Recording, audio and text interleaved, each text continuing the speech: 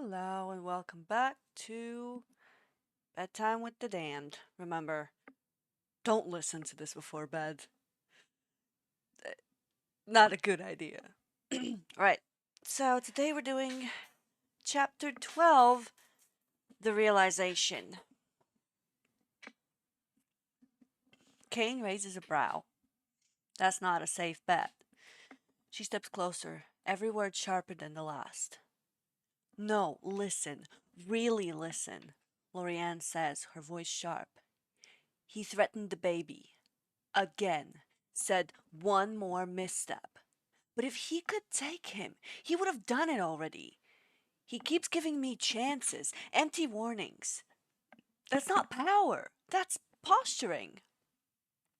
Kane's brow furrows. He exhales smoke, thinking. He's not deaf, Loreanne continues.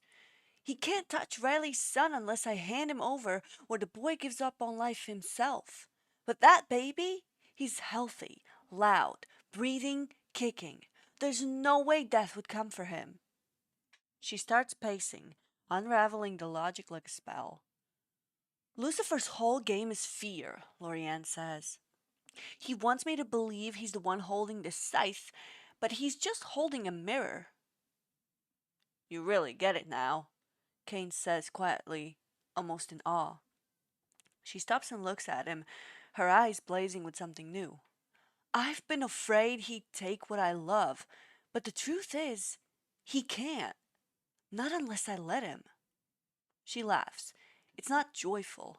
It's liberation through gritted teeth. All this time I've been tiptoeing around his threats, letting him think he still owned me. She steps into the middle of the street. Rain starts to fall again. She opens her arms to the sky and shouts, You don't own me anymore! A distant thunder cracks. Kane flicks away his cigarette and grins. All right then, Siren. You ready to start a war? Kane asks. Loreanne smiles now, genuine this time. No. She turns to him. I'm ready to win one. They move like a storm now, Siren and Kane. No more hiding, no more whispers. They walk into the dark with their heads high and their blades ready. They've saved 6 souls in 3 nights, stopped a jumper in the middle of a bridge, held the hand of a girl in a shelter who thought no one would care, crushed a pack of low-level tormentors who were feeding on a vets vet's PTSD in an alley behind the church. Siren's eyes burn brighter with each soul she saves instead of reports. And Kane's finally smiling like he believes in something again. They're on their way back from another intervention. This time, a boy who carved apologies into his arms before Siren stepped in, wrapped his wrists, and whispered, You don't have to die to be forgiven. That's when the air goes cold. That's when the shadows freeze mid-flicker. That's when he appears. 2 steps ahead. Again. Lucifer. Standing in the middle of the road in a black trench coat. It's it's a runway and the world's burning behind him. You're getting bold, Loreanne, Lucifer says calmly. You're getting predictable, Siren replies flatly. Kane tenses beside her, sorry. Kane tenses beside her, already reaching for Wormsbane, but she steps forward. I know what you are now, she says. You're a bully with a script. A villain who keeps saying one more chance because you don't have a real card left to play. Lucifer's smile twitches. Her eyes blaze. You don't control death. You don't control fate. You don't even control me. You rely on fear to get your way. But guess what? She leans in just enough. Her voice drops low, dangerous. I'm not afraid of you anymore. That's when it happens.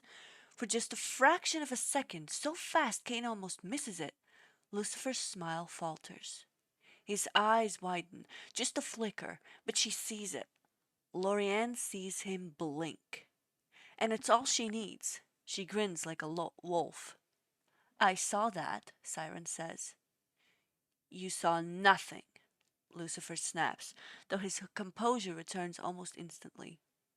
Siren smirks. No, I saw everything. She steps past him. Kane follows. Lucifer doesn't stop her because he can't. Not anymore. Your move, Lucifer. Your leash is burned. Your siren just became your worst nightmare. Kane's the one who finds them. He leads her to a burned out cathedral deep in the city's underbelly, where hell once whispered in the brickwork. But now there's just silence.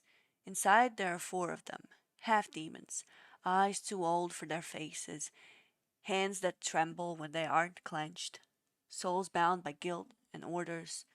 One sits in the corner whispering names under his breath, souls he reported, trying not to forget them. Another stares at her blade like it's the only thing keeping her real. They flinch when they see Loreanne, until Kane steps in behind her.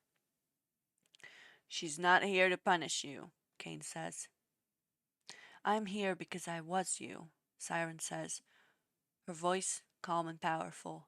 They look at her, eyes filled with mistrust, with fear, with hope that hurts to hold.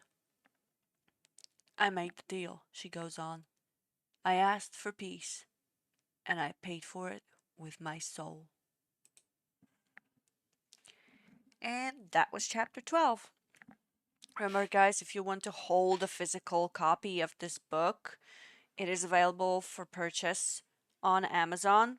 Just go onto your marketplace, whichever you choose. It's on all of them, whether it's Poland, Netherlands, UK, US, Canada, right? Germany. Go and find it and buy it. And if you want a signed copy, get in contact with me. Find me on TikTok and follow me and DM me, or well, yeah, basically. That way you can order. I can give you the wish list on Amazon, and you can order from your local marketplace and directly send it to my address. I can sign it, and if you give me your address, I can mail it to you. But yeah, that's your decision. Otherwise, see you in chapter 13.